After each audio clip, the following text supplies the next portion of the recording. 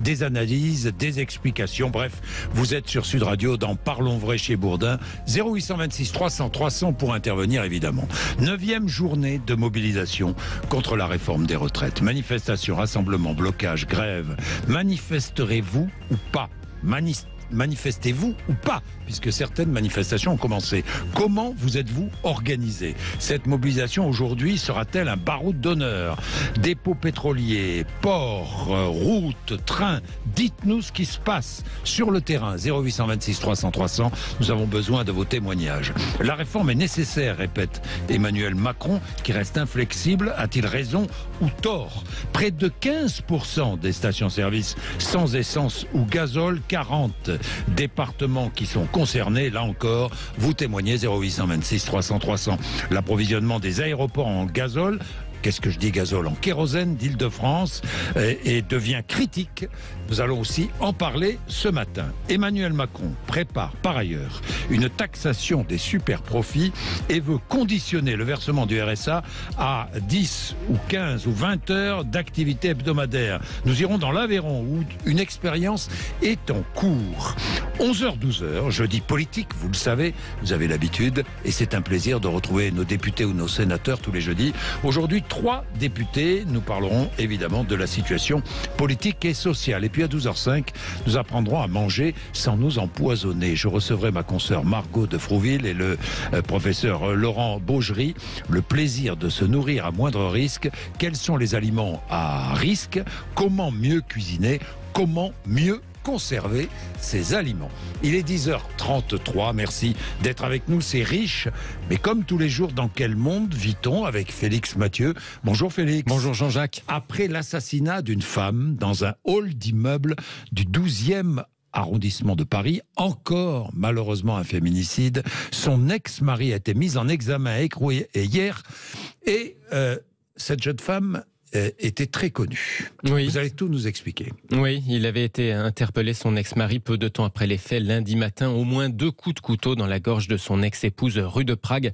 À Paris, des passants avaient entendu les cris, avaient défoncé la porte d'entrée pour tenter de l'interrompre. Des ouvriers présents sur place l'avaient poursuivi. En vain, finalement, la police l'avait retrouvé à gare, le couteau plein de sang rangé dans un sac Deliveroo. Les sapeurs-pompiers arrivés sur les lieux n'avaient pas pu sauver la vie de cette femme âgée de 45 ans qui avait donc succombé à ses blessures. Ce couple était séparé depuis quelques années. Elle, normalienne, agrégée, enseignait la littérature comparée à l'université Gustave Eiffel de Marne-la-Vallée. Sur sa page LinkedIn, elle disait travailler sur les mythes et leur réécriture, ainsi que sur l'écriture féminine des langues anglaises et françaises.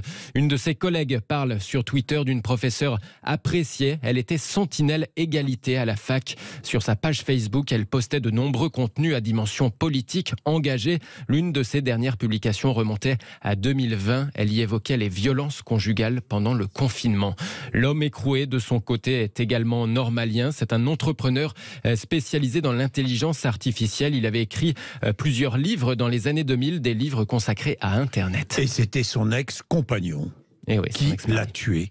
Comme quoi, malheureusement, le féminicide ne se produit pas que dans les milieux populaires ou des milieux dits défavorisés. Il est 10h35. Merci d'être avec nous. Je tenais absolument à rapporter ce fait divers. 10h35, regardons la situation, l'actualité. Commençons avec la pénurie de carburant. Près de 15% des stations-service sans essence ou gazole. 40 départements qui sont touchés. Avec nous pour en parler, René-Jean Souquet-Grumet, qui est vice-président de la branche stations-service et énergie nouvelle de Mobiliance, vous représentez. Bonjour René-Jean Souquet-Grumet, bonjour. Bonjour. Vous représentez 50% des stations-service françaises, hein ? Tout à fait, oui. Et la pénurie gagne du terrain. Progressivement, effectivement, ça monte un tout petit peu en puissance. Bon, c'est pas... Je dirais que c'est pas une puissance réellement exponentielle, mais ça monte tout doucement, en fait. Bon, actuellement, nous sommes effectivement à 15% de stations-service en manque de au moins un produit. Donc ça veut dire soit du super, soit du gasoil, soit dans quelques cas les 2 produits. Les 2 régions qui sont les plus impactées actuellement sont les Pays de Loire et les Bouches-du-Rhône, enfin les 2 départements, pardon. Oui. Voilà. Sinon, globalement, sur le restant de la France, ça se passe plutôt bien. L'approvisionnement dans les grandes agglomérations, pas trop de problèmes pour l'instant, même si on nous a signalé à Paris, par exemple, des stations-service fermées. Oui, alors les approvisionnements sont un petit peu plus compliqués. Effectivement, il y a un peu plus de latence entre les livraisons. Normalement, il devrait. Donc, c'est la chaîne logistique surtout qui se oui, retrouve. C'est le problème de l'acheminement du carburant, parce que du carburant en réserve, il y en a. Il y en a, voilà, tout à fait. C'est plus un problème de logistique dérégulé que. Attendez, j'ai un retour. Oui. Je suis désolé. Qu'est-ce qui vous arrive là? Oui, donc j'avais un espèce d'écho là qui était fort désagréable. Oui, ça j'imagine. Oui, je disais, c'est un problème d'acheminement, c'est un problème de logistique. Oui, tout à fait. Il y a donc une logistique qui est un peu désorganisée parce qu'il y a une demande qui est un peu effrénée. Ça, c'est lié aux stations qui sont en tension. Bon, quelques consommateurs, quelques automobilistes se sont affolés, ont fait des plans de précaution, voire d'anticipation. Et c'est notamment ce que l'on a eu dans les Bouches-du-Rhône au départ, où on a retrouvé donc des queues énormes des dimanches derniers. Certains de nos collègues ont distribué en une journée l'équivalent de 2 voire 3 journées de débit normaux, ce qui fait qu'ils se sont retrouvés très rapidement à sec. Les automobilistes voyant des stations fermées parce qu'elles étaient à sec se sont dit c'est la pénurie, donc il faut vite qu'on trouve une station pour faire le plein. Et finalement, de fil en aiguille, tout le monde s'est retrouvé à sec. Alors il y a du produit, par contre il n'y a pas suffisamment de camions pour pouvoir livrer, et puis pas suffisamment de chauffeurs non plus. Bien, merci beaucoup René-Jean Souquet-Grumet, merci.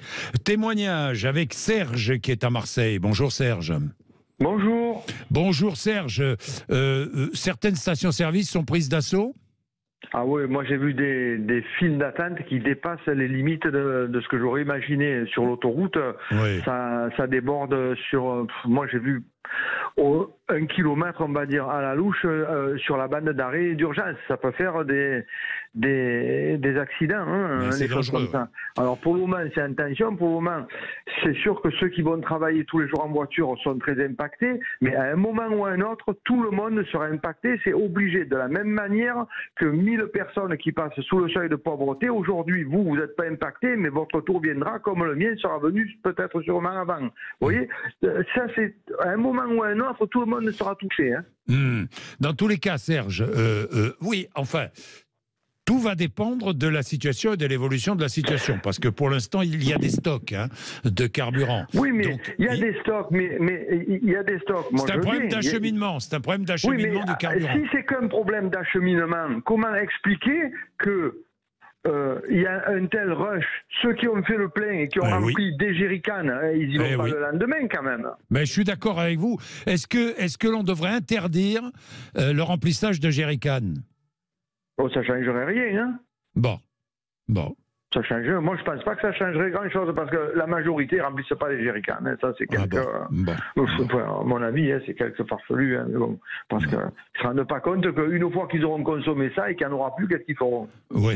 Bon, merci Serge, dans tous les cas. Hein. C'est sympa d'avoir appelé. Merci. Et j'aime vous appeler, vous nous dites ce qui se passe. Alors, ce qui se passe, par exemple, dans les aéroports. J'en parlais ce matin. Problème de kérosène dans les grands aéroports parisiens, Orly et Roissy. Et puis, il y a aussi des manifestations auprès de l'aéroport, tout près de l'aéroport de Roissy, qui semble bloqué actuellement. Félix Mathieu. Des manifestants, bloquent le terminal numéro 1 de l'aéroport Roissy-Charles de Gaulle avec des bouchons qui commencent à se former forcément aux alentours. Conséquence, des voyageurs obligés de terminer à pied leur trajet vers l'aéroport en traînant leurs valises sur les routes d'accès autour de Roissy-Charles de Gaulle. Situation confuse, le blocage pourrait bien se lever, cela dit, dans les heures qui viennent, vu que les manifestants sont attendus pour défiler en début d'après-midi. Et imaginons les touristes. Ah oui, qui ont un avion à prendre. Welcome. Et puis, problème de kérosène, de réserve en kérosène dans les aéroports parisiens. Il est 10h40. Il est 10h40. Il est 10h40, 11h moins 20. Je vais revenir sur l'intervention d'Emmanuel Macron hier. Tiens, je regardais un chiffre, 10 millions de téléspectateurs entre TF1 et France 2 hier à 13h. C'est un chiffre très élevé pour cette heure de la journée à 13h. Très élevé, beaucoup plus important ce chiffre que sa récente interview sur France 2 le soir. 10h41. Emmanuel Macron a dit hier... Qu'est-ce qu'il a dit hier ? Il a dit qu'il tiendrait bon sur la réforme des retraites. La réforme est nécessaire. Il reste inflexible. A-t-il raison ou tort? Nous en parlerons tout à l'heure entre 11h et midi avec nos 3 députés. Mais il a aussi dit autre chose hier. Il a dit qu'il préparait une taxation des super-profits et il veut aussi conditionner le versement du RSA à 15 à 20 heures d'activité hebdomadaire. Nous allons aller dans l'Aveyron où l'expérience RSA conditionnée à 15 ou 20 heures de travail, d'activité, plutôt que de travail, d'activité hebdomadaire, l'expérience est en cours. Nous allons tout comprendre dans un instant. Vous voulez réagir? 0826 300 300, à tout de suite. Et cette mesure, mais pas dans tout le département, que les choses soient claires. Alors, on fait partie des 19 territoires expérimentateurs. Oui. Et on le fait effectivement sur un bassin d'emploi du département qui, pour nous, ici en Aveyron, est l'ouest du département. Oui. C'est issu d'un dialogue qu'on a eu avec l'État dans le cadre de l'expérimentation. Et on a choisi ce bassin, nous, parce que c'est celui où il y a le plus de fragilité économique liée à de la désindustrialisation dans les années récentes. Et donc, on a pensé utile de mettre les moyens supplémentaires que nous permet l'expérimentation sur ce territoire-là au service des allocataires du RSA. Voilà, des allocataires du RSA. Alors, quelles sont les activités demandées? Parce que ce n'est pas forcément un travail, c'est une activité, c'est beaucoup plus large. Ce qui est en train de se faire, donc la volonté du gouvernement, en lien avec les territoires expérimentateurs, c'est de préfigurer, comme vous l'indiquiez, la généralisation du dispositif. Voilà. Et donc, on voit au cas par cas, avec chacun des allocataires dans chacun des territoires, quelle activité peut permettre une réinsertion sociale, économique, professionnelle, et on adapte. Et pour les départements, pour nous, l'effort consiste à mobiliser nos équipes sur une dimension d'accompagnement individualisé pour chacun des allocataires, avec des acteurs qu'on mobilise autour, qui sont associatifs, économiques, entreprises, etc., en capacité de proposer des activités qui correspondent aux besoins et aux capacités des allocataires du RSA. Aux besoins, aux capacités et aux aspirations, de l'allocataire du RSA, on est bien d'accord, hein? Absolument.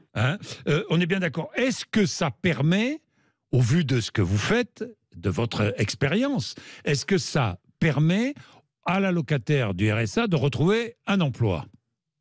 Alors, moi, je ne peux pas répondre à ce stade sur est-ce que ça permet ou pas, parce que nous démarrons l'expérimentation. D'accord. Mais ce que je peux vous dire par contre, c'est que je crois vraiment que c'est la bonne trajectoire. Et j'adhère complètement à la vision qu'a exprimée hier le président de la République et que nous portions, nous d'ailleurs, avant même que France Travail soit déployé au plan national.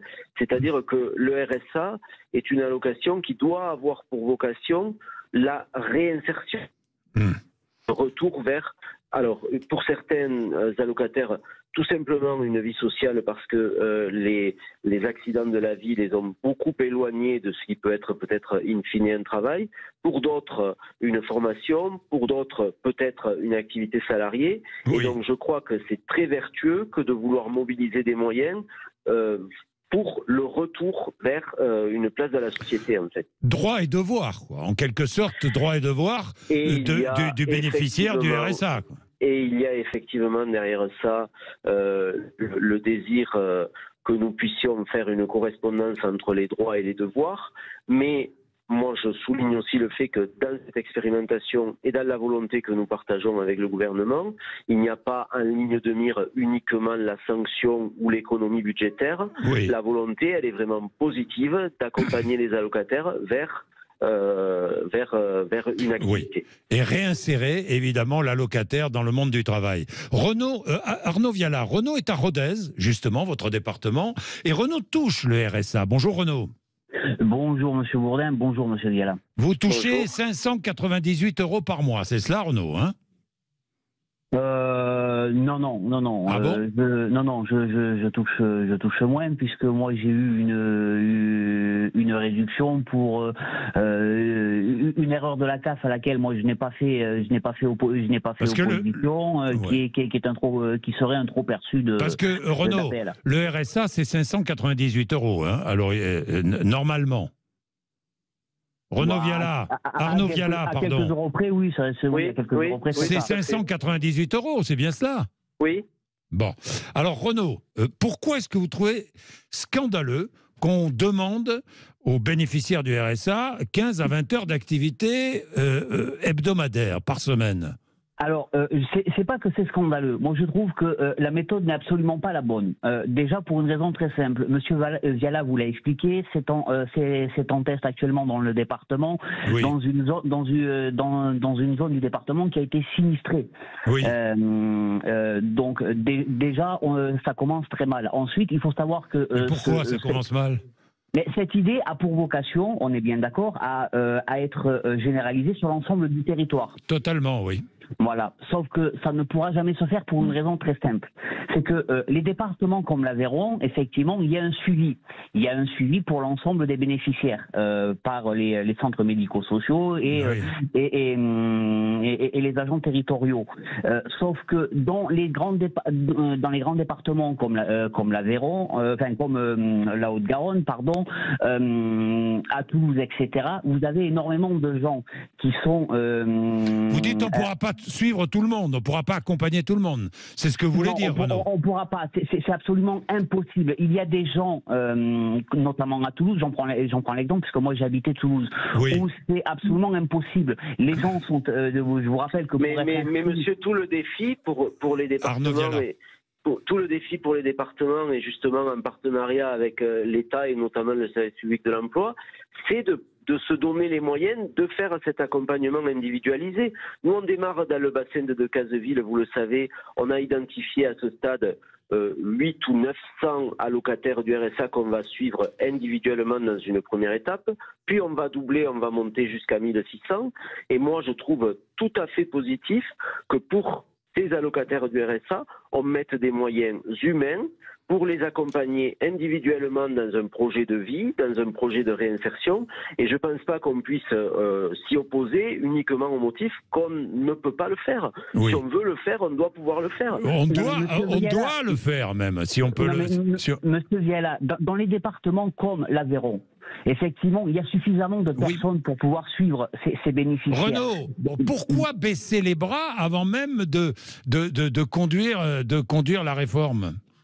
Mais tout simplement pour une raison très simple, comme je vous ai dit. Moi, j'ai vu comment ça se passe à Toulouse. J'ai habité, je suis natif de Toulouse. Ça fait même pas 10 ans. Mais c'est pas en place à Toulouse, Renaud. C'est pas en place. Oui, mais si vous voulez, on va prendre exemple. Moi, je vous explique. On va prendre en exemple des essais qui sont faits dans des secteurs qui ne reflètent pas la réalité nationale. Attendez, Renaud. Dans les territoires expérimentateurs, il y a tous les cas de figure. Et nous, on a voulu être dans cette expérimentation et on est très heureux d'y être, précisément parce que le monde rural a des particularités que n'ont pas les gros ensembles urbains. Et moi, je crois vraiment que la démarche vertueuse consiste à procéder de la sorte. Et en plus, ce qui est prévu en 2024 pour généraliser le dispositif, c'est l'écriture d'une loi. Et en fait, les départements expérimentateurs dont nous sommes vont participer par l'expérimentation à l'écriture de la loi. Donc on va pouvoir identifier les points de blocage s'il y en a, mais aussi les points positifs.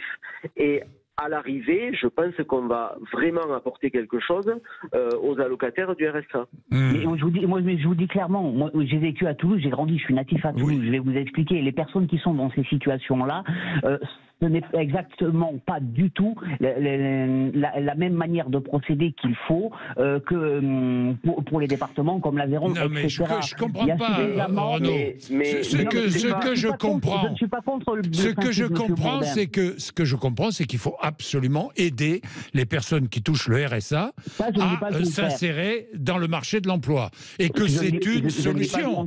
Je ne dis pas le contraire, mais la solution n'est pas la bonne. Parce que je vous explique, les territoires ne sont pas les mêmes, ne se ressemblent pas. Écoutez, Renaud. Et ça va être compliqué. Il n'y a pas assez. Mais ça, que ça soit. Je vous coupe, Renaud, parce qu'il est 55, malheureusement. Que ce soit compliqué, oui, ce sera compliqué. Arnaud Viala.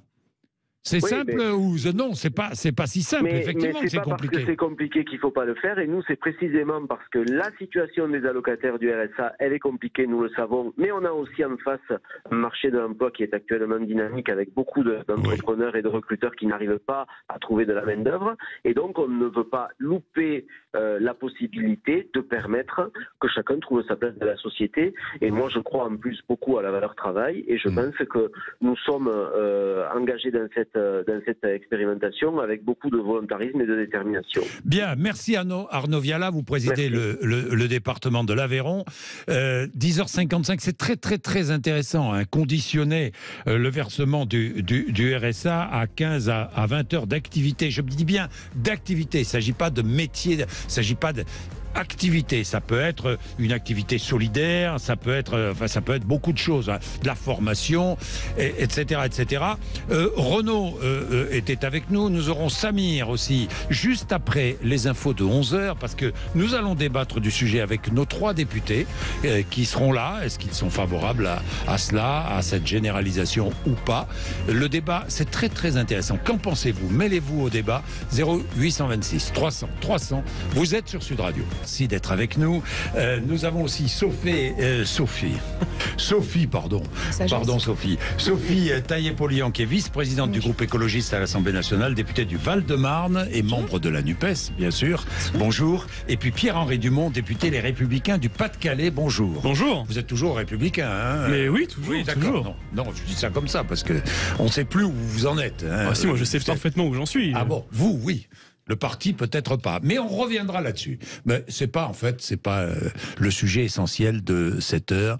Cette heure, vous savez que nous sommes jeudi, tous les jeudis. C'est un jeudi politique et nous parlons de l'actualité. Alors, les auditeurs sont prioritaires ici.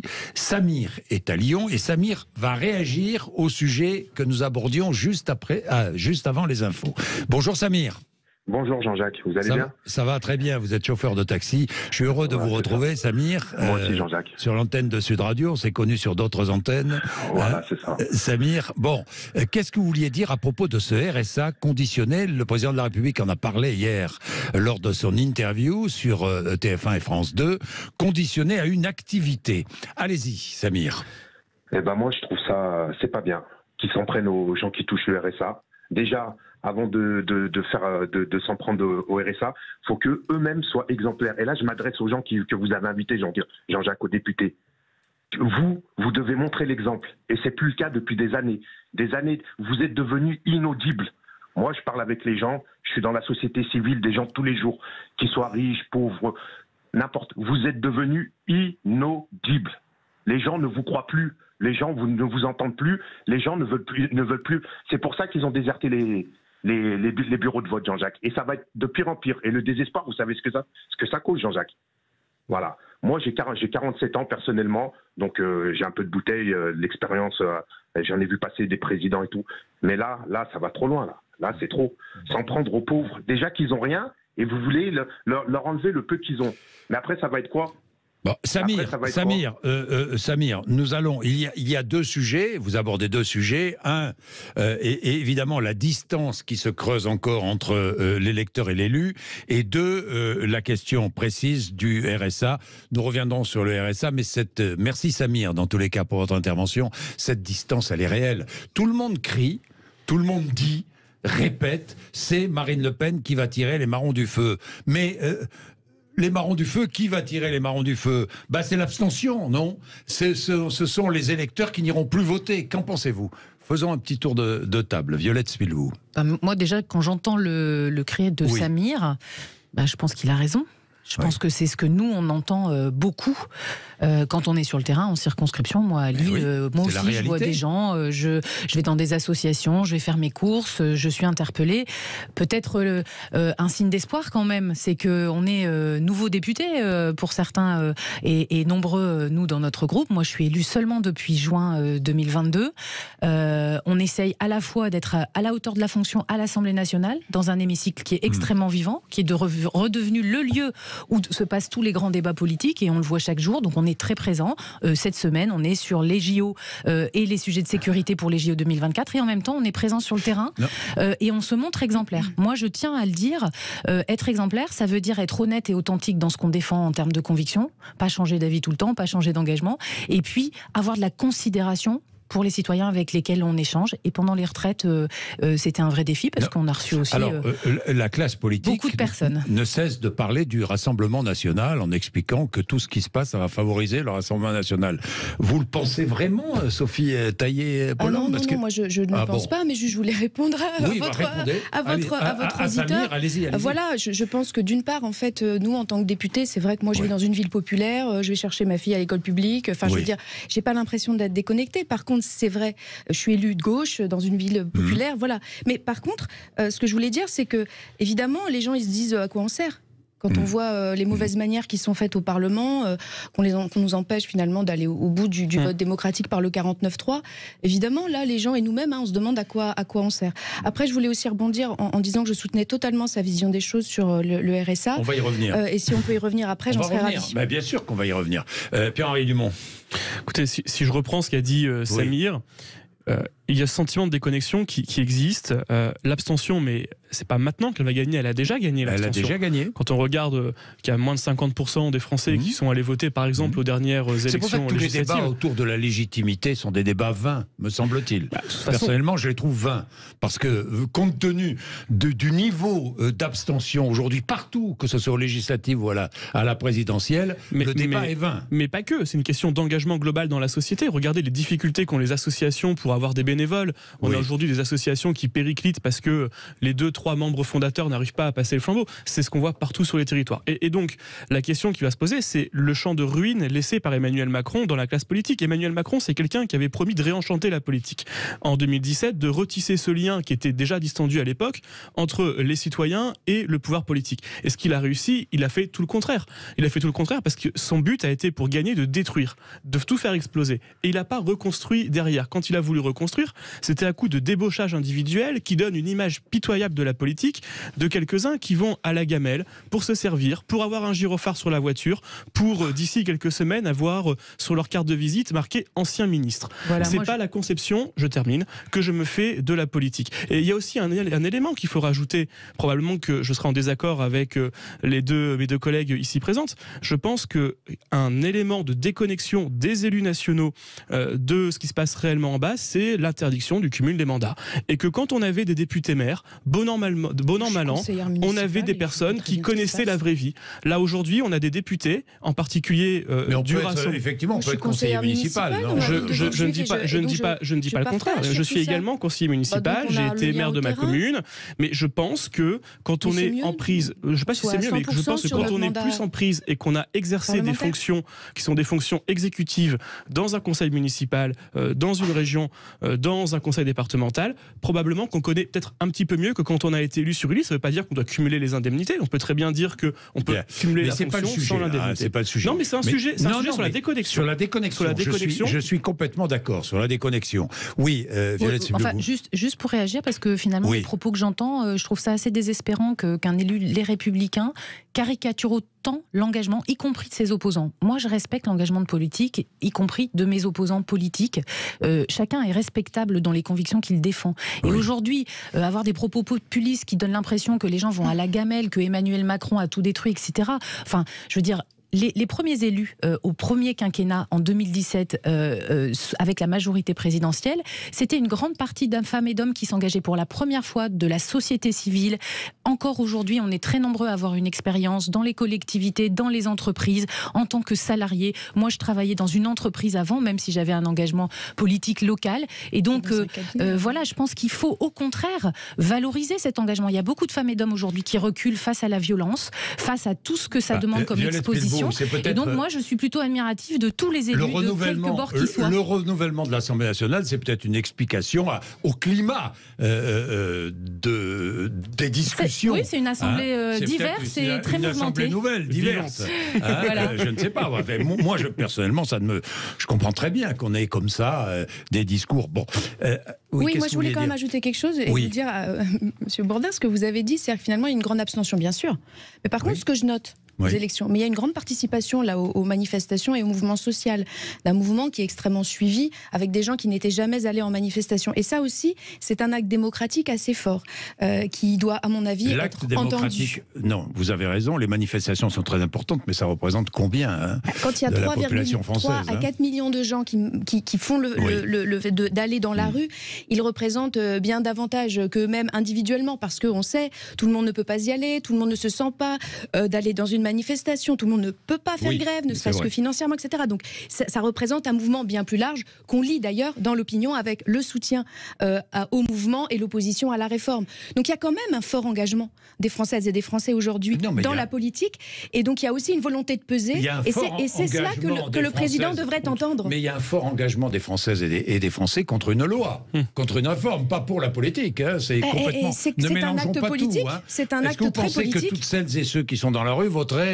pour Europe Écologie Les Verts ou pour la France Insoumise? En tout cas, je pense qu'ils veulent une autre société que celle qui est proposée donc par Emmanuel Macron. Et ça va au-delà d'un âge. C'est aussi une vision du partage des richesses, une vision de la société telle qu'elle va aujourd'hui et que défend Emmanuel Macron comme étant incontournable, c'est-à-dire finalement le creusement des inégalités. On va en parler. Je termine avec l'ambiance, l'atmosphère. C'est un peu ce que disait Samir. Cette distance qui est encore plus forte aujourd'hui entre le citoyen et l'élu. Le Pen qui récupérerait la mise, moi je pense que c'est une construction médiatique. Vous êtes d'accord ou pas avec moi? Parce que ça veut dire quoi? J'ai entendu ça partout, mais partout, dans tous les débats, sur tous les plateaux de télévision. Le Pen va récupérer la mise. Construction médiatique. Qui le sait? Ce qui est sûr, en tout cas, c'est que tout ce qui contribue au chaos, au désordre, à la négation de notre fonctionnement démocratique institutionnel va favoriser les extrêmes et le populisme. Donc, effectivement, oui, ce qui se passe en ce moment est assez grave. Les violences envers les élus, la négation de la légitimité du processus démocratique, tout ça, le fait qu'on essaye d'expliquer des choses en caricaturant et en niant qu'une réforme des retraites, c'est extrêmement complexe, c'est extrêmement impopulaire, c'est un vrai sujet de responsabilité nationale. Mais ça favorise effectivement les extrêmes. Mais soyons honnêtes, Marine Le Pen n'a jamais tenu des propos qui pourraient être condamnables. Elle est honorable au sens premier du mot. Elle est restée très silencieuse pendant la réforme des retraites. Son comportement, elle est honorable dans son comportement et dans ce qu'elle a dit. Non, pour moi, elle est toujours hors du champ républicain. Et si vous voulez, moi, ce qui m'effraie, et effectivement, ce qui m'inquiète par rapport à une prise de pouvoir possible du Rassemblement national, c'est la montée des idées d'extrême droite dans la société française. Je crois que c'est une réalité aujourd'hui dans le discours politique, on le voit. On était sur autre chose il y a quelques années, et petit à petit, ça dérive vers la droite et vers l'extrême droite. Et par exemple, je vais vous citer un exemple. Madame Le Pen, quand on a parlé de loi sur l'assurance chômage, a proposé d'exclure les salariés étrangers des élections professionnelles, et en tant qu'électeurs et en tant qu'élus possibles. Pour moi, vous voyez, ça, c'est quelque chose qui est hors du champ républicain. Pourquoi? Quand on est salarié et qu'on vote en tant que salarié, quelle que soit sa nationalité, on doit avoir le droit de participer à ce qui est... le faible pouvoir de la démocratie sociale. Pour moi, vous voyez ça, c'est une vision de la société qui dresse les étrangers contre les Français, alors que tous, on devrait travailler ensemble pour le bien du territoire sur lequel on vit. Le problème, avec Marine Le Pen, on ne va pas passer l'émission sur Marine Le Pen, on est bien d'accord, Mais le problème, c'est qu'aujourd'hui, la majorité n'existe pas à l'Assemblée nationale, mais l'opposition n'existe pas non plus. C'est-à-dire qu'il n'y a aucune majorité. Le vrai problème est là. Le vrai problème, pour le savoir, il faudrait reconvoquer pour le savoir, il faudrait reconvoquer peut-être le peuple. Je dirais qu'on a une majorité relative, vous avez raison, relative, on le sent bien chaque jour, puisque la seule solution pour faire avancer le pays, quand on a une majorité relative, en fait, il y en a deux des solutions. Soit on a un partenariat sur telle ou telle loi avec un autre groupe politique ou avec des élus. Ça a été le cas des énergies renouvelables, ça a été le cas du nucléaire, ça a été le cas de l'assurance chômage. On a réussi à faire voter des lois. Soit on doit utiliser cet outil du 49.3 pour faire avancer, par exemple, voter les budgets de la France en 2023. Le compromis, mais le compromis, c'est sur chaque loi. Le compromis, c'est sur chaque loi. Mais il n'y a pas de majorité alternative. Quelque part, quand on voit cette mention de censure qui n'est pas passée, ça montre bien qu'il n'y a pas de majorité. Mais il n'y a aucune majorité alternative, c'est évident. Donc on doit continuer de travailler à des partenariats, à de l'élargissement, loi par loi, sujet par sujet, sur la base de vraies convictions. Ce qui est inquiétant, c'est surtout la réduction du champ républicain. Parce qu'on parle beaucoup de l'extrême droite, mais il faut aussi parler de l'extrême gauche. Moi, pardon, j'ai entendu hier, sur une radio, une matinale, une députée de votre groupe ne pas condamner les violences contre les élus, ne pas condamner les attaques des permanences d'Éric Ciotti, de Émilie Bonivard, d'Éric Poget, qui sont tous les trois des députés Les Républicains. Et ça aussi, ça participe de la réduction du champ républicain et qui pose un vrai sujet sur est-ce qu'il existe autre chose. Et c'est d'ailleurs pour cela, cette réduction du champ républicain, que moi je trouve que toute volonté de débauchage individuel d'une part et d'alliance dans un accord de gouvernement entre les Républicains. Le compromis, ça existe. Pourquoi ça a fonctionné encore cette semaine ? Ce sont deux choses. Je termine juste. Ce sont deux choses totalement différentes parce que vous comprenez bien que le principe de la démocratie, c'est l'alternance, et que cette alternance, s'il n'y a pas de parti dit républicain à côté d'Emmanuel Macron, en opposition à Emmanuel Macron, l'alternance se fera soit à l'extrême gauche autour de Jean-Luc Mélenchon, soit à l'extrême droite autour de Marine Le Pen. Et donc, il est absolument vital de garder une opposition. Vous encouragez la non-majorité, si je puis dire. Pardon, mais pour vous, il n'y a pas de majorité possible. Mais dans le contexte de l'Assemblée nationale, aujourd'hui, il n'y en a pas. Il y a une majorité relative. Il n'y a pas, en effet, de majorité alternative à la majorité relative avec cette composition. Aucun compromis, imaginons. Il peut y avoir des compromis sur des textes. Le texte sur le nucléaire, par exemple, qui a été voté mardi, a reçu une large majorité parce que les Républicains ont toujours défendu le nucléaire en France, contre d'ailleurs Emmanuel Macron lors du premier quinquennat qui avait fait passer une loi pour fermer 14 réacteurs nucléaires. Comme partout d'ailleurs. Et surtout Emmanuel Macron, peu importe. Les communistes ont voté. Les communistes sur vos positions passées. On peut en parler avec grand plaisir. Je suis à votre disposition, Jean-Jacques Bourdin. Les communistes ont voté également la question de relance du nucléaire. Donc on voit bien qu'il y a texte par texte des positions où on peut voter dans l'intérêt du pays. Mais voter dans l'intérêt du pays, ça veut dire que chacun doit faire un pas vers l'autre et c'est pas que aux oppositions d'aller vers la majorité, c'est aussi à la majorité d'écouter un peu plus. Paulin. Oui, juste une première chose, parce que vous m'avez mise en cause. Donc au groupe écologiste... Je vous ai pas mise personnellement en cause. Non, pas personnellement. Mais au groupe écologiste, nous condamnons toute forme de violence. Mais si parfois on nous dit que la violence, c'est de mettre des autocollants sur une vitrine d'une permanence parlementaire... Non, il s'agissait ici de lancer de pavés dans les vitrines des permanences. Non, il s'agissait ici de lancer de pavés dans des permanences. Toute forme de violence est à proscrire. Cela dit, il faut entendre les manifestants qui souhaitent s'exprimer. Et aujourd'hui, on a quand même des questions très très fortes, voire des inquiétudes très très graves sur la façon dont le maintien de l'ordre est venu. Mais moi, il n'y a pas d'excuses aussi aux violences policières qui sont aujourd'hui commises. Parce qu'il y en a. Je vous repose la question très clairement. Il n'y a pas d'excuses ni de contexte pour des violences, madame. À aucune violence. Sur les élus. Il y a juste une différence. Aucune violence. Il y a l'État qui a un monopole qui est le monopole de la violence légitime. C'est-à-dire que quand il y a des policiers qui exercent des violences à l'égard de manifestants, et ça a été beaucoup documenté ces derniers jours, je lisais ce matin le journal Le Monde qui l'affirmait de manière très très claire et documentée. Donc on ne peut pas dire que ça n'existe pas et que c'est juste dans quelques sur les principes, on se rejoint. Toute forme de violence, voilà. Mais la démocratie, c'est aussi la manifestation. Ça peut être cela, c'est cela depuis la création de notre République. Et donc il faut respecter ces manifestations. Je voudrais quand même revenir sur une chose, parce que effectivement, aujourd'hui, à l'Assemblée nationale, il n'y a pas de majorité alternative. Et ceux qui essayent de faire croire qu'il pourrait y avoir une alliance des extrêmes, c'est absolument impossible. Mais par contre, il y a une possibilité qui est toujours possible, de laquelle nous n'avons pas peur, c'est le fait de dissoudre et de proposer au peuple français de réélire des députés afin de dégager une majorité. Et ce que je voudrais dire, c'est que si on en reste là et si le président ne fait pas ce choix, puisque de toute façon c'est à lui de le faire ou pas, je dirais qu'il y a pas, à mon sens, deux possibilités. Soit on trouve un compromis, soit c'est le passage en force. Vu l'état de tension dans notre société, soit c'est le compromis, soit c'est le compromis. Il n'y a pas de chose possible. Et c'est la raison pour laquelle il faut retirer cette réforme des retraites. Alors, il est 11h. Attendez, 11h21. 11h21. On va poursuivre sur la politique, mais je voudrais entrer dans le concret, à la fois sur la proposition d'Emmanuel Macron concernant le RSA, mais aussi sur autre chose, sur la mobilisation d'aujourd'hui. Est-ce que c'est un baroud d'honneur ou pas?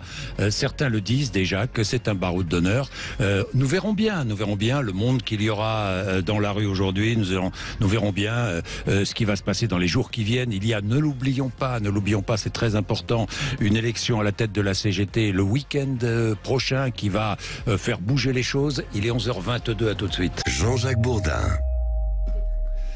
Il est 11h25. Allez, tiens, nous prenons Jean-Pierre qui est à Chatou dans les Yvelines. Bonjour Jean-Pierre. Bonjour Jean-Jacques, comment allez-vous? Ben ça va très bien Jean-Pierre, vous êtes, ça y est, loin de la Chine maintenant. De retour en France depuis un peu plus d'un an et demi, oui. Voilà, je vous dis tout, Jean-Pierre est un auditeur d'RMC et il est venu me rejoindre ici à Sud Radio, ça me fait plaisir. Et Jean-Pierre était en Chine. Et pendant combien d'années Jean-Pierre en Chine? 7 ans. 7 ans, il vivait en Chine, travaillait en Chine et m'appelait régulièrement de Chine d'ailleurs. Et notamment pendant le Covid. Et le confinement chinois, qui était autre chose que le confinement français. Bon. C'est clair. C'est clair. Jean-Pierre, que dites-vous à propos de l'intervention d'Emmanuel Macron et de son positionnement, hein? Emmanuel Macron qui reste dans sa ligne. La réforme est nécessaire, a-t-il dit hier, a-t-il répété, il reste inflexible. J'espère qu'il va rester inflexible et qu'il va aller au bout. Enfin, un président qui a du courage. On a un monsieur qui n'a pas été élu, qui s'appelle Jean-Luc Mélenchon, qui fait tous les plateaux télé, qui fait toutes des interventions, qui fait des réunions. Mais ce monsieur a perdu aux élections. Et ça, il a du mal à l'admettre. Et ça fait quelques années qu'il a du mal à l'admettre. Il y a eu un vote pour une motion de censure. Ils ont perdu. C'est passé. À 9 voix près, certes, mais c'est passé. Donc la réforme, on l'applique. Elle n'est pas satisfaisante. C'est une petite réformette qui va encore être changée d'ici les prochaines élections présidentielles. Il y a eu des élections. Les gens ne se sont pas déplacés. Il faut se déplacer aux élections. Les prochaines élections, déplacez-vous, votez et dégagez Macron. Bien. Merci Jean-Pierre. Merci. Mais c'est vrai qu'il ne peut pas se représenter. Enfin... il y aura peut-être un candidat ou une candidate qui s'inspirera d'Emmanuel Macron à la prochaine élection. Je ne vais pas poser la question à Violette Sylboux, c'est trop tôt, c'est dans 4 ans.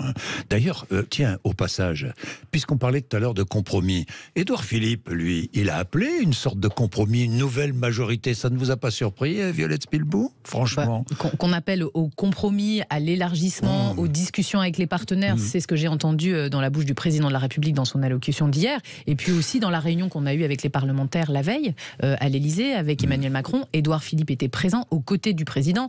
Je crois qu'aujourd'hui, même si, et bien heureusement, il y a une partie des Français qui soutiennent le président, comprennent cette impérieuse nécessité, ce côté indispensable de la réforme des retraites, même si elle est impopulaire, même si c'est très désagréable de se dire qu'on va travailler 2 ans de plus pour assurer la sécurité des retraites de nos enfants, de nos petits-enfants, eh bien, on a quand même un devoir d'avoir une nouvelle méthode, un nouveau cap. Et c'est sur ça qu'on va travailler les 3 semaines, 1 mois à venir. C'est là-dessus que la Première ministre a été missionnée. On va travailler ensemble avec les groupes parlementaires sur les priorités d'action qui sont à venir. Je ne sais pas. On a le sujet du travail. On a le sujet du travail. Pierre-Henri Dumont, vous êtes prêt à travailler avec la majorité? Mais nous, on est la majorité, avec la majorité au pouvoir. Nous, on est prêt à discuter de tous les projets de loi, mais comme on l'a fait depuis le début. Quand les projets de loi vont dans le bon sens, sur le RSA, tiens, quelle est votre position? Oui, allez-y. Oui, non, mais juste peut-être pour... Oui. Enfin, on croit rêver. L'Assemblée nationale, sur le nucléaire, a rejeté la proposition du gouvernement, faite par amendement et d'ailleurs sans étude d'impact, etc., de réformer la gestion de la sûreté. La sûreté nucléaire, c'est pas une petite question. Et qu'on soit pour ou contre le nucléaire, en fait, on a rassemblé une majorité pour dire cette réforme nous inquiète, on n'est pas d'accord avec cette réforme. Donc il y a eu des votes à l'Assemblée nationale qui ont rejeté cette réforme. La logique voudrait, surtout vu le niveau de tension actuel en France et le niveau de gravité de la question, que le gouvernement ne remette pas le couvert. Ils se disent, on va temporiser, puis on va travailler, peut-être qu'on reviendra plus tard avec un autre projet. Mais eh ben non, j'apprends dans la presse ce matin que la ministre s'entête et qu'elle va continuer sur ce projet de réforme.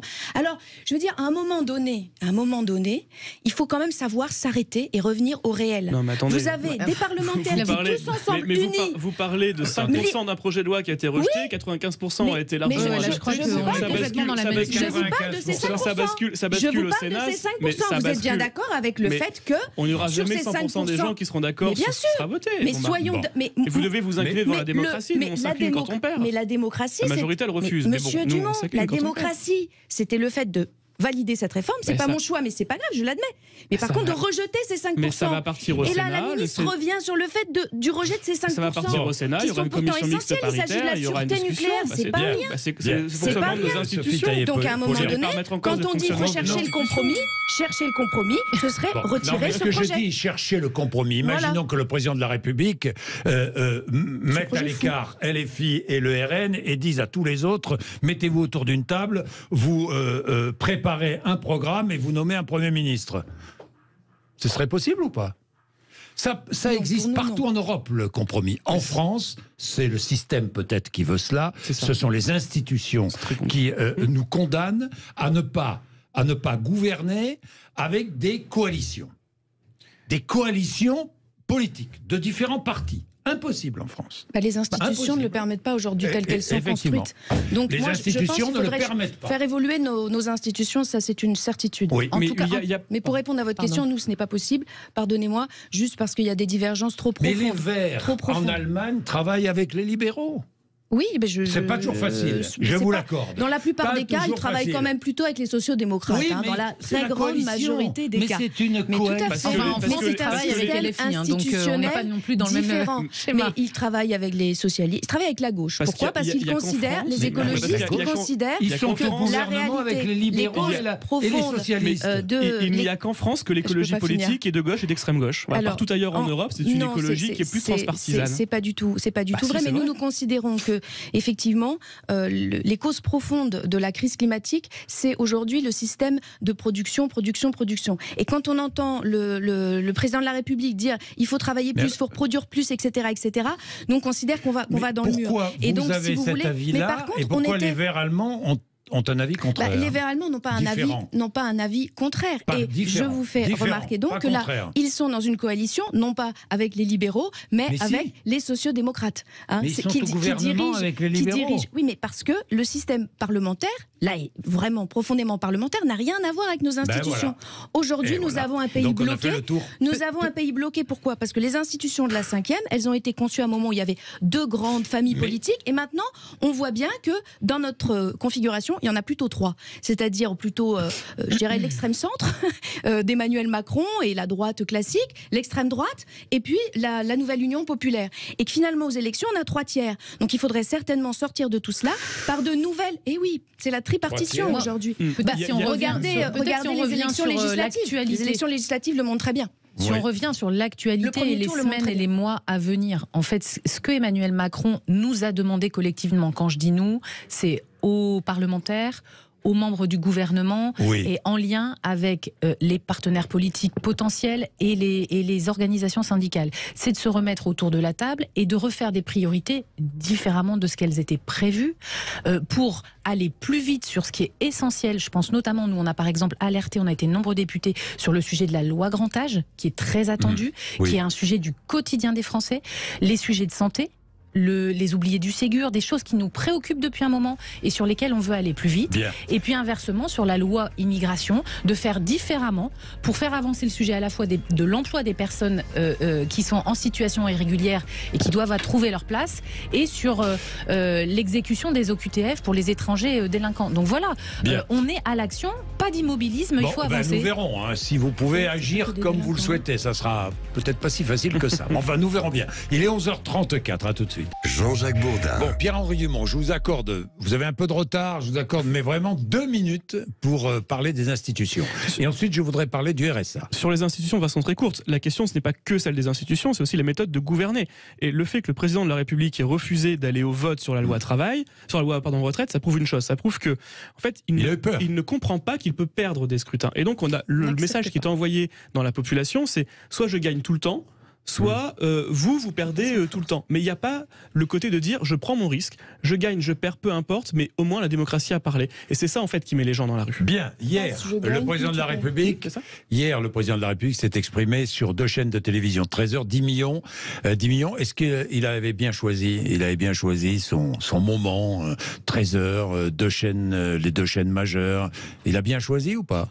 C'était habile ou pas ? Ça dépend à qui il voulait parler. Vu le discours qu'il a eu, qui n'était pas un discours d'apaisement et pas un message envers les manifestants, c'est un message envers son socle de premier tour, qui est un socle plutôt constitué de personnes qui peuvent rentrer chez eux le midi, qui peuvent prendre un peu plus le temps de déjeuner. Donc il a tapé sa cible et c'est par rapport au message qu'il a donné, qu'il a délivré, c'est plutôt ça. Je crois que c'est un peu caricatural. Aujourd'hui, on sait qu'une fois qu'il y a eu cette interview sur les grandes chaînes nationales qui sont suivies par tout type de personnes, on a aussi l'accès sur Internet, sur son téléphone, pendant la pause déjeuner au lieu de travail, a posteriori. Ça, c'est vrai, mais... Donc je crois que là, le sujet, ce qui était important, c'est de toucher ce qui est important, Français, c'est ce qu'il a dit, alors. D'être accessible, et puis le fond, et le sujet du RSA. Bon, alors parlons du sujet du RSA. Il a dit 2 choses.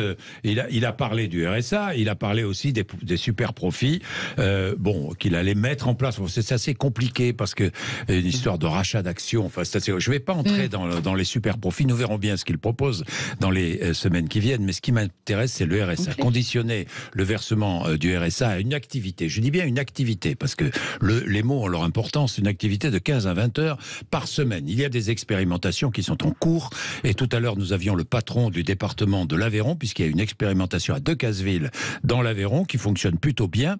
Il veut généraliser ce système. Vous êtes contre ou pour ? Alors, nous sommes défavorables à ce système. Moi, j'étais en audition avec le président de la métropole de Lyon hier, qui expérimente aussi. Et qui dit, tout le monde sait très bien qu'au vu des moyens des services sociaux, etc., obliger, surveiller, organiser 15 à 20 heures par semaine d'activité dont on ne sait pas ce que c'est absolument impossible. Donc, on est dans l'hypocrisie.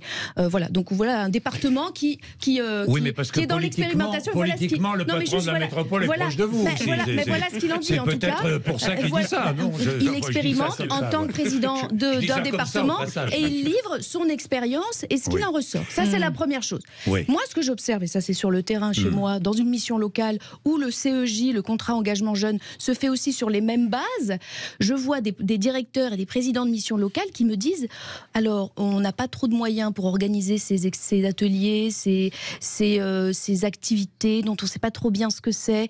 On n'arrive pas à monter des trucs qui soient adaptés aux jeunes. Donc en fait, c'est compliqué, etc. Donc vous voyez, ça nage un peu dans la panade.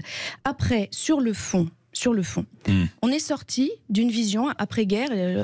Les Républicains sont toujours là aussi à participer de cette glorification qu'ils méritent du CNR. On était à cette époque dans une vision où finalement c'était plus la société qui avait une dette envers les pauvres que l'inverse. Et là, on retourne complètement le truc. Ah, on est bien gentil de vous donner 400, 500, 600 euros par mois pour vivre, alors qu'on sait très bien qu'on n'arrive pas. Ça dépend. Bon, donc moi je le dis une chose. Par exemple, quand une personne est au RSA, parce qu'elle a enchaîné pénibilité, accident du travail, qu'elle est en incapacité, et que donc si elle traverse la rue, il n'y a aucun travail qu'elle soit en mesure de faire physiquement. Alors on va lui demander quoi ? Mais c'est pas un travail. Il faut arrêter de culpabiliser. Ça peut être aussi une aide. Vous croyez que cette personne dont je parle, ça peut être une aide. Mais garder des enfants, soit ce sont ses enfants, soit c'est un métier, Monsieur Bourdin. Moi, je c'est un métier. Donc à cette personne, vous croyez qu'elle reste sur son canapé ? Non, elle fait plein de choses. Ça peut être du bénévolat dans une association. Elle va certainement aider. Ça peut être du bénévolat dans une association. Mais du bénévolat, alors si c'est du bénévolat, c'est libre à elle de le faire. Et il y en a tant et tant qui le font. Vous croyez quoi ? Que les gens ils restent sur leur canapé à regarder la cloche l'horloge qui tourne ? Bien sûr qu'ils font des choses. Si ça permet de mieux insérer. Bien sûr qu'ils font des choses. Si ça permet de mieux insérer le bénéficiaire du RSA, n'est-ce pas une bonne mesure ? Mais écoutez, il y a déjà, depuis le RMI, le volet insertion. Le RMI qui a été mis en place par qui ? On n'arrive pas à le faire. Oui, bien sûr, par Michel Rocard. On n'arrive pas à l'insertion, c'est pas de l'activité dont on ne sait pas ce que c'est. Je mets sur mon canapé, je fais du tricot, c'est une activité. Enfin, de quoi parlons-nous ? Attention, ce volet insertion, il est déjà là. Et déjà, les collectivités, les départements ont du mal à le mettre en place. Donc arrêtons. Donnons juste de quoi vivre dignement aux gens qui sont privés d'emploi. On a là une députée de la NUPS qui nous explique tout ce qui ne marche pas. Et moi qui suis de la majorité présidentielle sur les sujets d'emploi, d'insertion, je regarde ceux qui marchent. Et je vous assure que le sujet de cet accompagnement personnalisé de retour à l'emploi, renforcé, amélioré, accéléré, c'est une mesure du président de la République qui est inspirée de là où ça fonctionne. Et où ça fonctionne, c'est dans mon département, dans le Nord, parce qu'on est en expérimentation en ce moment. Christian Poiret a été candidat et le département du Nord est en expérimentation sur Roubaix et Tourcoing, avec la maire de Tourcoing, Doriane Bécu. Mais c'est quelque chose qui est déjà testé sous une formule un peu moins formalisée depuis plus de 2 ans, avec un coaching personnalisé des bénéficiaires du RSA. On est le département où il y en a le plus, on a à peu près 100 000 personnes au RSA par an. Chaque année, il y a des nouvelles personnes qui arrivent et on voit le résultat.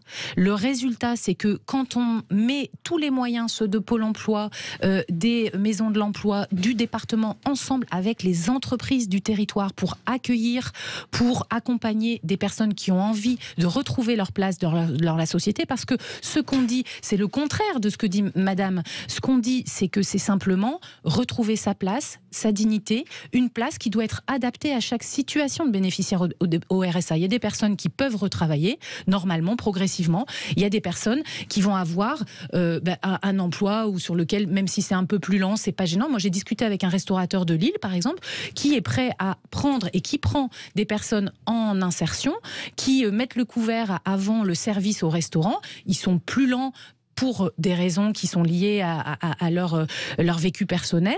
Eh bien, c'est pas grave, c'est un accompagnement d'insertion. Ils ont leur place dans une équipe au restaurant et ils retrouvent tout doucement une place vers l'emploi. Ça peut encourager, la politique d'insertion. Mais on peut tout à fait faire sans obliger à 15 à 20 Nous, chez les Républicains, on est hyper favorable à la conditionnalité du RSA. C'est d'ailleurs commencé à être expérimenté dans les départements alsaciens au début. C'est là où il y a eu les premières expérimentations. Maintenant, ça commence à être... La question, si vous voulez, derrière, c'est pas la question de pointer du doigt telle ou telle personne, c'est vraiment la question, c'est la question de redonner confiance à des personnes qui sont pour la plupart très éloignées de l'emploi, de toute activité.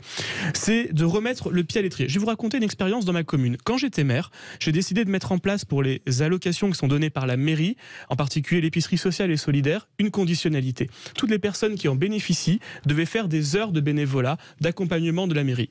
Encadrer les brocantes, aider les enfants à traverser, tous ces petits gestes du quotidien qui peuvent nous aider. Eh bien, après 6 ans, une fois qu'on a mis en place cette conditionnalité, cette obligation en réalité de faire quelques heures de bénévolat et d'accompagnement, on avait eu 80% de personnes en moins à l'épicerie sociale et solidaire. Je me suis demandé pourquoi, où était-il passé? Et quand j'ai eu les chiffres, on avait 90% de sorties positives vers l'emploi, vers la formation. Pourquoi? Pas parce qu'ils étaient partis de la commune, mais parce qu'ils avaient repris confiance en eux, ils avaient pu voir être valorisés, avaient pu voir qu'ils pouvaient faire quelque chose, qu'ils avaient un autre horizon que simplement rester. Mais c'est une mesure que vous pourriez voter. Mais moi, sans problème. Mais on avait commencé par l'expérimenter par la droite. Pose la question. Évidemment. Extrêmement favorable. On va prendre Sylvie, qui est au RSA justement, et qui est à Agen, qui voudrait témoigner. À tout de suite, 11h46. Jean-Jacques Bourdin. Conditionner le versement du RSA à une activité 15 à 20 heures par semaine. Sylvie est à Agen et Sylvie touche le RSA. Bonjour Sylvie, vous êtes sans emploi. Merci d'être avec nous. Bonjour à tous. Donc voilà, moi je suis sur Agen, je suis bénéficiaire de RSA depuis pas mal de temps, j'ai connu le RMI. Moi je suis pour, depuis très longtemps, qu'on fasse travailler les gens qui sont au RSA. C'est-à-dire que quand vous êtes au RSA, vous perdez votre expérience au niveau professionnel. Dans votre savoir professionnel, vos acquis professionnels. Voilà, tout à fait, tout à fait. En plus, maintenant, nous n'avons plus du tout la relation avec les employeurs. On envoie des mails avec les CV. Donc en fait, on ne nous voit plus. On ne peut plus se présenter en fait. Donc le fait de faire travailler les gens au RSA, vous avez quand même un salaire, que vous soyez chez vous ou sur un lieu de travail, vous adoptez une forme de dignité. Voilà, tout à fait aussi, et puis du professionnalisme. Et en plus, avec ça, vous cumulez, par exemple, la prime d'activité. Donc, vous avez le RSA en salaire, vous avez la prime d'activité, et vous avez un pied dans une entreprise. Et avec ça, avec le bouche à oreille, vous pouvez trouver plus facilement un travail. Parce que les accompagnements des gens au RSA, il n'y en a pas, c'est pas vrai. Au RSA, on est livré à soi-même. Complètement. Il faut relancer les gens tout le temps. Il y a des sites qui se créent, mais il faut être vraiment au téléphone, suspendu tout le temps, avec les administrations, c'est incroyable, c'est le parcours du combattant. Bien, merci pour votre témoignage, Sylvie, qui est favorable donc à cette condition, 15 à 20 heures d'activité. Encore une fois, accompagnement, formation. Moi, c'est pas ce que j'entends. Je pense que madame, elle demande du travail.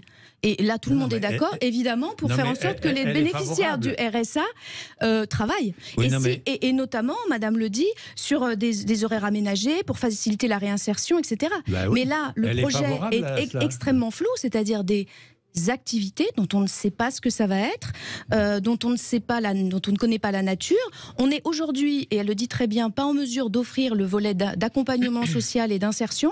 On ne voit pas bien comment on va permettre à ces activités d'exister. Donc oui, bien sûr, que tous les bénéficiaires du RSA puissent accéder à un travail avec des politiques d'insertion, oui, à une obligation de 15 à 20 heures par semaine d'activité dont on ne sait pas ce que c'est.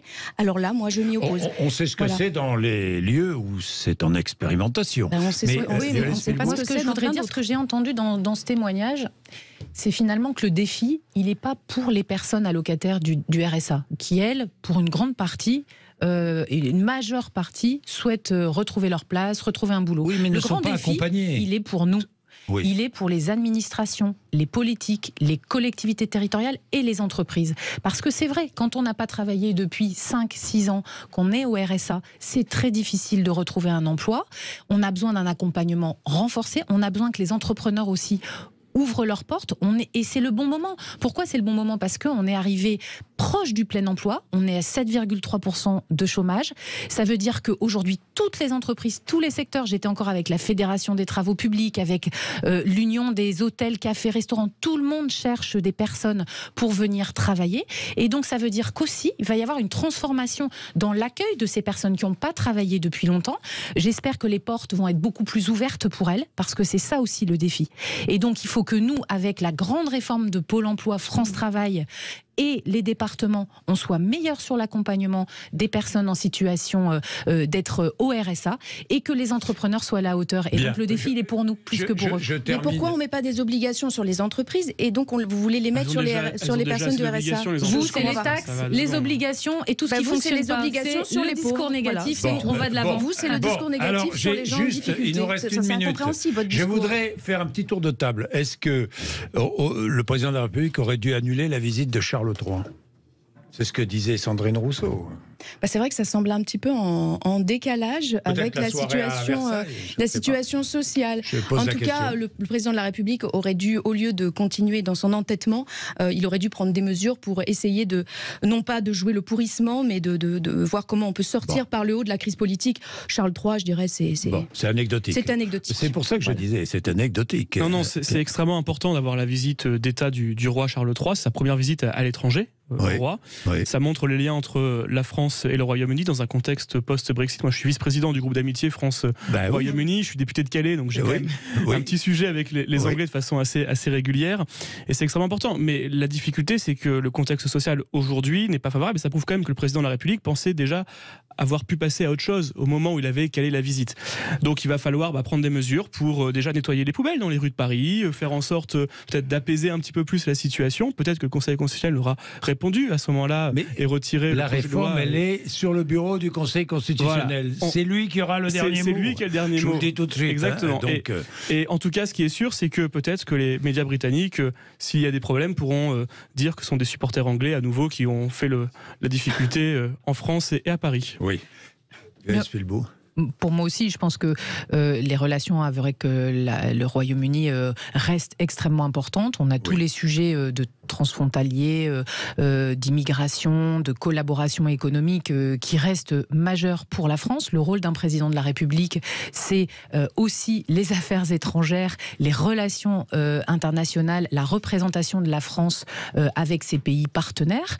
Donc oui, il y a des sujets à l'intérieur qui sont liés aujourd'hui à la réforme des retraites. Il a aussi été très clair avec Gérald Darmanin sur la nécessité de permettre les manifestations et particulièrement aujourd'hui de préserver la liberté liberté de manifester et de mobiliser 12 000 policiers forces de l'ordre pour permettre cette manifestation dans le calme organisée par les syndicats. Donc je pense que les deux sujets sont tenus, celui de l'extérieur de la France et celui de l'intérieur, pour permettre l'expression des Français. Bien, merci à tous les trois. Il est 11h56, vous êtes sur Sud Radio, merci. Nous allons parler de toute autre chose après les infos de midi. Jean-Jacques Bourdin. Manger sans s'empoisonner, oui, oui, parce que manger est un plaisir. Est un plaisir, oui, mais ne prenons pas trop de risques quand nous mangeons, même si, quand nous mangeons, nous prenons quelques risques. Et nous allons tout comprendre avec nos deux invités. Margot de Frouville, bonjour. Bonjour Jean-Jacques. Vous êtes journaliste santé sur BFM TV RMC, et le professeur Laurent Baugerie qui est aussi avec nous. Bonjour professeur, merci d'être avec nous. Vous êtes chef de service à l'hôpital Saint-Antoine. Vous publiez donc Manger sans s'empoisonner aux éditions Flammarion. Je le disais, se nourrir est un plaisir.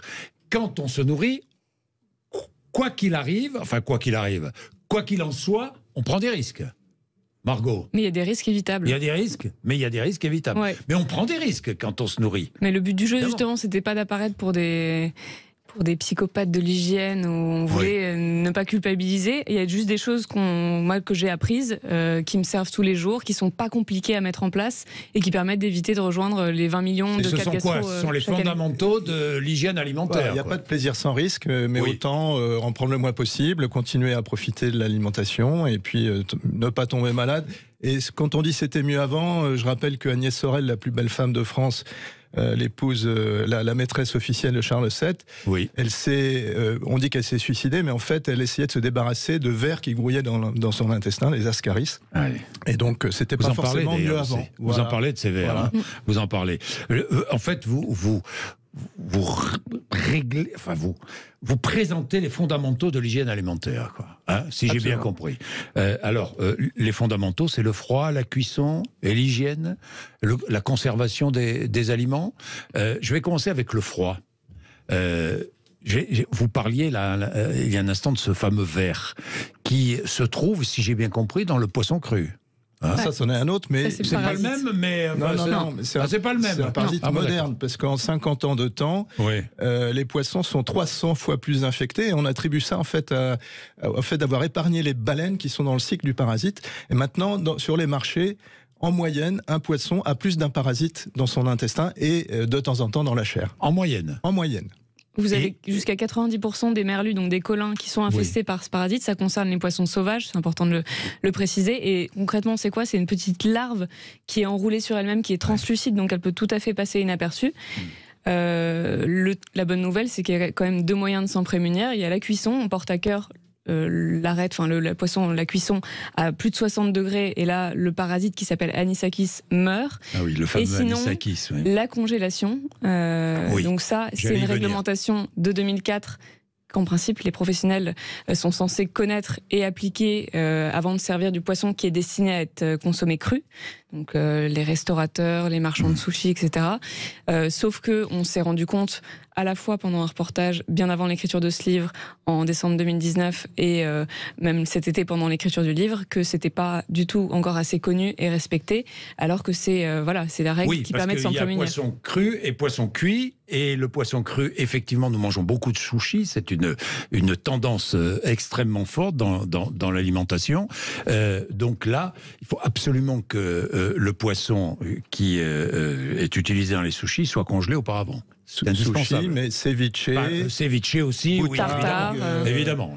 Il faut absolument qu'il soit congelé. Marinade d'anchois. Sinon, il faut peut-être préciser ce que ça occasionne. En fait, si on ingère ce parasite, et Laurent pourra en parler parce qu'il en voit des patients beaucoup, il y a la première conséquence, c'est que ça va dans l'estomac, ça fait des douleurs atroces. Moi, j'avais interrogé un des patients de Laurent qui était aux urgences 3 jours après avoir consommé ce poisson cru et qui se tordait de douleur, qui était sous morphine. Deuxième possibilité, ça va dans l'intestin et là on risque une occlusion. Et troisième possibilité, le truc encore plus grave, on devient allergique à ce parasite. Vous nous effrayez, on ne mangera plus de sushi. Il suffit de savoir il faut juste demander s'il est congelé. Il faut le savoir. Ou le congeler soi-même. C'est-à-dire que si je vais acheter des sushis, je demande si ça a été congelé. Absolument, mais il faut savoir qu'il y a beaucoup de saumon d'élevage dans les sushis, donc là, ça ne pose pas de problème. C'est que les poissons sauvages. Ce qui est inquiétant, c'est que certaines enseignes de sushis pour lesquelles on pourrait avoir une confiance aveugle, si on les interroge un peu finement, ils ne congèlent pas forcément leurs produits. Ni les chefs. Et les chefs étoilés, n'en parlons pas. Et les chefs étoilés non plus.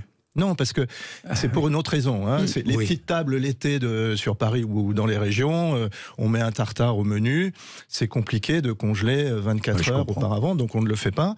Ça, c'est pour des raisons logistiques, d'économie. Mais les grands chefs, ils disent finalement, si je surgèle ou je congèle mon poisson avant de servir un plat magique, la magie disparaît. Donc ça va altérer la texture. Je comprends. Alors le froid, on a bien compris. La cuisson maintenant, c'est essentiel la cuisson. Surtout chez les plus fragiles. Pour la viande, vraiment la bactérie E. coli dans la viande de bœuf. E. coli, c'est la bactérie des pizzas dont on a beaucoup parlé, enfin entre autres, pas que dans les pizzas, on a beaucoup parlé. Et on a pensé avec l'affaire Buitoni, évidemment. Au steak haché. Au début, les épidémiologistes dans l'affaire Buitoni ont soupçonné les steaks hachés d'être à l'origine de l'infection à la bactérie E. coli et des syndromes hémolytiques et urémiques. C'est une complication rare mais grave que peut entraîner ces bactéries chez les plus petits. Sauf qu'en fait, ils se sont rendus compte que c'était les pizzas. Non pas par l'alerte de Buitoni ou Nestlé, mais parce que les cartes de fidélité des supermarchés, des familles, ont permis de savoir que c'était le point commun, ils avaient consommé ces pizzas. Et donc là, en l'occurrence dans les pizzas, l'aliment faible, le point faible, c'était, contrairement à ce qu'on pourrait penser, on aurait pu penser que c'était le jambon, le fromage ou autre, c'était la farine. Parce que cette bestiole est apparue dans les années 80 dans les élevages intensifs des USA, puis ensuite a gagné le monde entier. Donc l'aliment vecteur, c'est la viande de bœuf pas cuite. Et vraiment, pour les petits-enfants, quand on hache la viande, il faut la servir bien cuite. Il faut la servir absolument bien cuite. Pour les personnes fragiles. Pour les personnes fragiles, bien sûr. Et alors, cette Escherichia coli s'est retrouvée dans des pousses de fenugrec bio égyptien. Ça fait 20 morts en Allemagne. On a longtemps cherché d'où ça venait.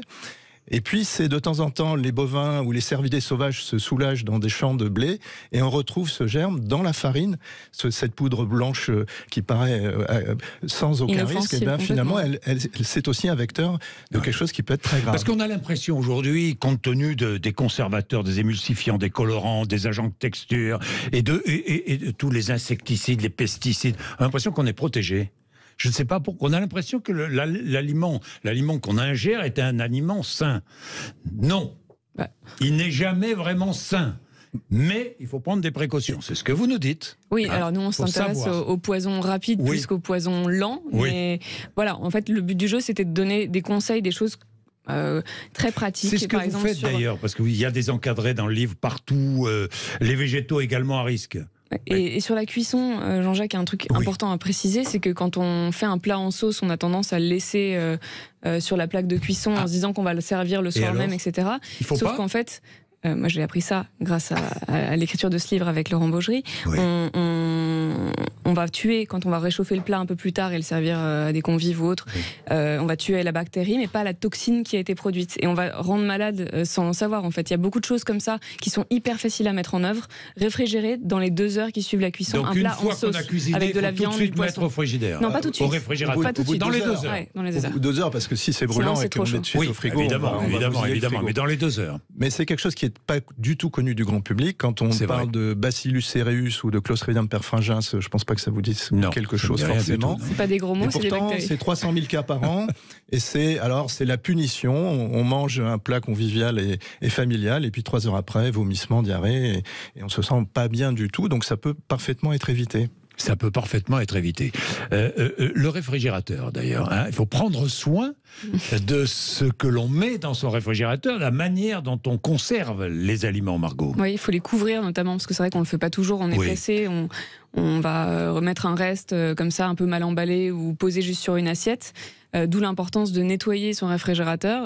Régulièrement. Depuis l'écriture de livre, je le fais un peu plus souvent. On dit 1 à 2 fois par mois dans l'idéal, en lavant bien à l'eau chlorée, donc avec un peu d'eau de javel, sauf sur les joints pour se débarrasser de toutes les bactéries, parce qu'on n'a pas forcément conscience du niveau de bactéries qui peut reposer. Et puis il y a des bactéries qui résistent au froid.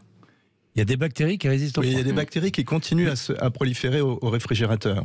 ce qu'on appelle scientifiquement des bactéries psychotrophes. Voilà. Mais si on parle listeria, ça parle. Il y a davantage. de bonnes bactéries quand même. Ouais. Bien sûr, le microbiote. Oui, évidemment. Bien sûr, il y a des bonnes et des mauvaises, et des gentilles et des méchantes. C'est pas parce que vous ingérez un peu de colis ou d'autres que vous allez vous rendre malade. Il y a des seuils. Et d'ailleurs, notre microbiote nous protège contre les intrus en partie. Par exemple, ce qui explique en partie la diarrhée du voyage, c'est que le microbiote s'adapte à l'environnement qui est le nôtre au quotidien 11 mois sur 12. Et quand on part à l'étranger, c'est un autre environnement. Donc le microbiote n'est pas prêt à se débarrasser des intrus qu'on va attraper par l'alimentation. Ce qui est très intéressant dans votre livre, c'est que vous donnez des quantités de conseils et vous chassez des idées reçues. J'en prends simplement une, les fameuses huîtres et les mois en R. Vous dites c'est stupide les mois en R. Pourquoi manger des huîtres qui ont été ramassées pendant un mois en R? C'est stupide, non? C'est une idée reçue. C'est intuitif de se dire quand il fait chaud, les huîtres, si on les laisse sur une paillasse, elles vont être méchantes et les bactéries vont proliférer. En fait, le pourquoi du comment, c'est qu'on a voulu préserver les huîtres au moment où elles se reproduisent. On a préservé cette saison-là, et c'est ça le pourquoi du comment. Alors vous vraiment, vous faites le tour, hein, les coquillages, le poisson, les œufs. Attention, les œufs, c'est très intéressant, hein, tout le passage sur les œufs. Il faut les consommer à temps. Les consommer à temps, hein, les œufs. Et on les lave pas. On les lave.